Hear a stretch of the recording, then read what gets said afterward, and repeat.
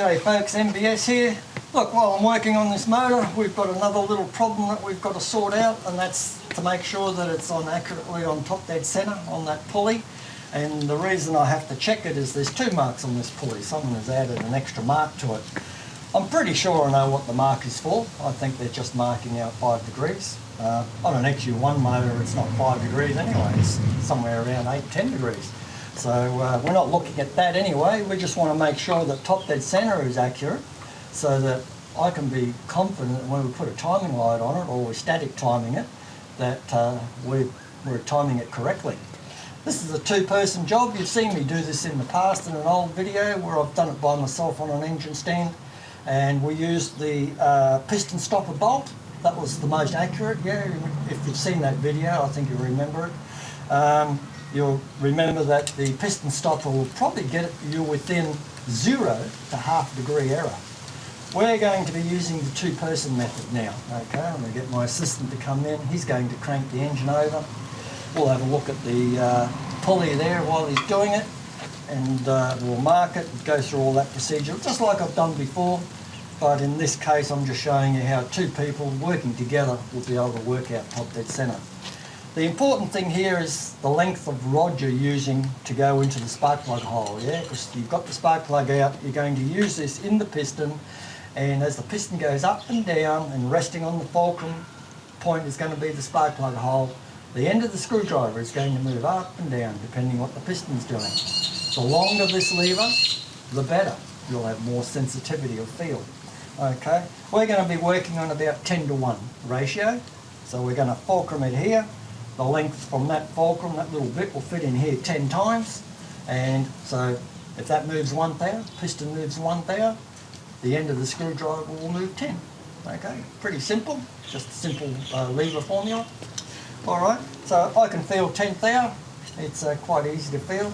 Obviously if you haven't got the feel, or you can't keep yourself steady enough to get the feel, get a longer rod. If you've got room in the car, if you're working on this in the car to check it, if you've got the room out here, put a 2-foot bar in there, alright? Then it'll move 20 thou at the end with 1 millimetre movement at the piston. So the longer the better, you'll get much more accuracy. If you're after accuracy, however, use the piston stopper, okay? You don't get rid of the 2nd person altogether. But when I'm in the workshop, when I had my tuning business, I did not have the luxury of always having a person there, so I always used to do this by myself and just crank it over by hand, and the other hand was on this, and I was feeling the movement there. So let's get stuck into it. We'll call our assistant in and we'll have a go at checking this out. Righto, I have got the screwdriver in here. Now you want to brace yourself in a position where you can actually feel this moving. So we're going to get the engine turned over in normal direction of rotation. So turn that over, and it's going down. Rightio, now we need to go the other way. It's coming up, now it's going down. Rightio, go the other way. Oh, it's starting to go down, now go the other way. I'm narrowing in down on it. Around about there. It's a little bit out, just to go a little bit more. More. No, it's starting to go down. And that's, according to that mark, it's 2, 4, that should be top dead centre. And it's already going down, so top dead centre is further over. That one could be the mark. Line up of that one, that's probably why that mark was put there by someone. They've redone a top dead centre check. But what they've done, instead of marking it correctly on here, they've decided that was top dead centre, that long stroke, where top dead centre is actually over here. Or when you time it on that stroke, that's 5 degrees. So yeah, they've marked it incorrectly. So we'll go the normal direction. Stop. Okay, come back again.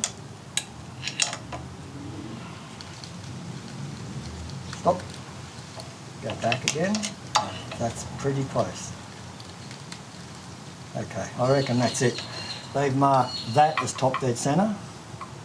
So if we go 2, 4, that is so close. That is actually top dead centre, that one. That one, they believed that that was top dead centre, that mark, well, it's actually the timing mark. So that's not a problem. When we go to time this, we'll be using that mark, and we'll be timing it to the edge here, because this engine runs on about 10 degrees, not 5. So yeah, we'll be using that mark for sure. All right, and there you go, folks. That was a quick down and dirty within 1 or 2 degrees, a top dead centre check. Okay, and there I have marked it, even though I think top dead centre is at the bottom edge of that paint. But to ascertain if that's actually true or not, I'd have to use a piston stopper. But that'll, for the sake of this 2-man exercise, as I said, it's can be a 1 or 2 degrees out. But to me, it looks like to me someone has marked that as top dead centre, which is pretty close. There's the 5 degree mark, and it almost lines up with it. So yeah, I'd say we're about half a notch out, which, geez, we'd be lucky if it was 1 degree. So we've done pretty good in checking that, and I'm happy that that yellow mark that I've just made is the correct mark, and that's what we'll be timing this engine on when it gets going. Okay, well that was short and sweet, wasn't it? Pretty easy to check your accuracy of your top dead centre mark. The only thing you have to remember though when you're doing it is make sure you're on compression. Number 1, I had to rotate the engine 360 degrees because all the work I've done on this, I ended up being at compression on number 6 when we fitted the camshaft and everything. So yeah, so turn the engine over, make sure that the back valves are rocking on overlap, then you know that number 1 is firing, or take your distributor cap off if it's in there and time correctly. Make sure it's pointing on number 1 cylinder, okay? Because you don't want the valve to open and jam against that screwdriver or whatever you're putting into the cylinder. That would be a no-no. You'll end up jamming the screwdriver and bending something. We don't want that to happen. Alright guys, hope you enjoyed that. Probably one of my quickest videos. Alright, catch you in another one.